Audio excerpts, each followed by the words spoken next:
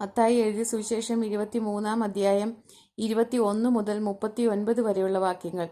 മന്ദിരത്തെ ചൊല്ലി സത്യം ചെയ്യുന്നവൻ അതിനെയും അതിൽ വസിക്കുന്നവനെയും ചൊല്ലി സത്യം ചെയ്യുന്നു.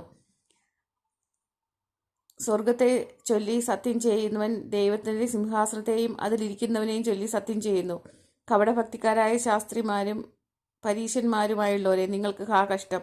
നിങ്ങൾ തുളസി, ചതുകുപ്പ, ജീരകം ഇവയിൽ പദാരം കൊടുക്കുകയും ന്യായം, കരുണ, വിശ്വസ്തത ഇങ്ങനെ ന്യായപ്രമാണത്തിൽ ഘനമേറിയവ ത്യജിച്ചു കളയുകയും ചെയ്യുന്നു. അത് ചെയ്യുകയും ഇത് ത്യജിക്കുകയും വേണം. കുരുടന്മാരായ വഴികാട്ടികളെ, നിങ്ങൾ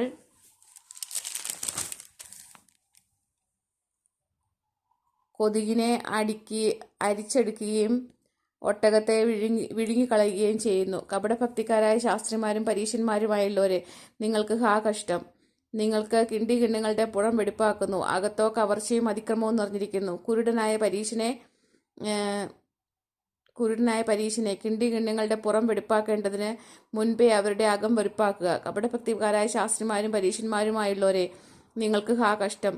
വെള്ള തേച്ച ശവക്കല്ലറുകളോട് നിങ്ങൾ ഒത്തിരിക്കുന്നു. അവ പുറമേ അഴകായി ശോഭിക്കുന്നുവെങ്കിലും അകമേ ചത്തവരുടെ അസ്ഥികളും സകലവിധ അശുദ്ധിയും നിറഞ്ഞിരിക്കുന്നു. അങ്ങനെ തന്നെ പുറമേ നിങ്ങൾ നീതിമാന്മാർ എന്ന് മനുഷ്യർക്ക് തോന്നുന്നു, അകമയോ കപടഭക്തിയും അധർമ്മവും നിറഞ്ഞവരത്രേ. കപടഭക്തിക്കാരായ ശാസ്ത്രിമാരും പരീശന്മാരുമായുള്ളവർ, നിങ്ങൾക്ക് കഷ്ടം. നിങ്ങൾ പ്രവാചകന്മാരുടെ കല്ലറകളെ പണിതും നീതിമാന്മാരുടെ കല്ലറകളെ അലങ്കരിച്ചും കൊണ്ട്, ഞങ്ങൾ പിതാക്കന്മാരുടെ കാലത്ത് ഉണ്ടായിരുന്നുവെങ്കിൽ പ്രവാചകന്മാരെ കൊല്ലുന്നതിൽ കൂട്ടാളികളായില്ലായിരുന്നു എന്ന് പറയുന്നു.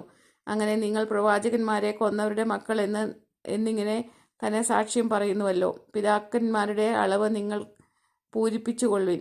പാമ്പുകളെ, സർപ്പസന്തതികളെ, നിങ്ങൾ നരകവിധി എങ്ങനെ ഒഴിഞ്ഞു പോകും? അതുകൊണ്ട് ഞാൻ പ്രവാചകന്മാരെയും ജ്ഞാനികളെയും ശാസ്ത്രിമാരെയും നിങ്ങളുടെ അടുക്കൽ അയക്കുന്നു.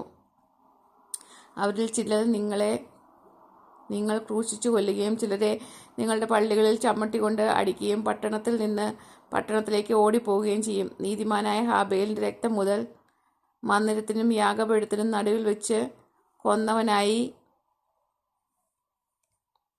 ബെരഖ്യാവിന്റെ മകനായ സെഖ്യാവിന്റെ രക്തം വരെ ഭൂമിയിൽ ചൊരിഞ്ഞ നീതിയുള്ള രക്തം എല്ലാം നിങ്ങളുടെ മേൽ വരേണ്ടതാകുന്നു. ഇതൊക്കെയും ഈ തലമുറയുടെ മേൽ വരും എന്ന് ഞാൻ സത്യമായിട്ട് നിങ്ങളോട് പറയുന്നു. യെരുശലേമേ, യെരുശലേമേ, പ്രവാചകന്മാരെ കൊല്ലുകയും നിന്റെ അടുക്കൽ അയച്ചിരിക്കുന്നവരെ കല്ലെറിയുകയും ചെയ്യുന്നവളെ, കോഴി തൻ്റെ കുഞ്ഞുങ്ങളെ ചിറകിൽ കീഴിൽ ചേർക്കും പോലെ നിന്റെ മക്കളെ ചേർത്ത് കൊള്ളുവാൻ എനിക്ക് എത്ര വട്ടം മനസ്സായിരുന്നു, നിങ്ങൾക്കോ മനസ്സായില്ല. നിങ്ങളുടെ ഭവനം ശൂന്യമായും കർത്താവിൻ്റെ നാമത്തിൽ വരുന്നവൻ അനുഗ്രഹിക്കപ്പെട്ടവനെന്ന് നിങ്ങൾ പറയുവോളം നിങ്ങൾ ഇനി എന്നെ കാണുകയില്ല എന്ന് ഞാൻ നിങ്ങളോട് പറയുന്നു.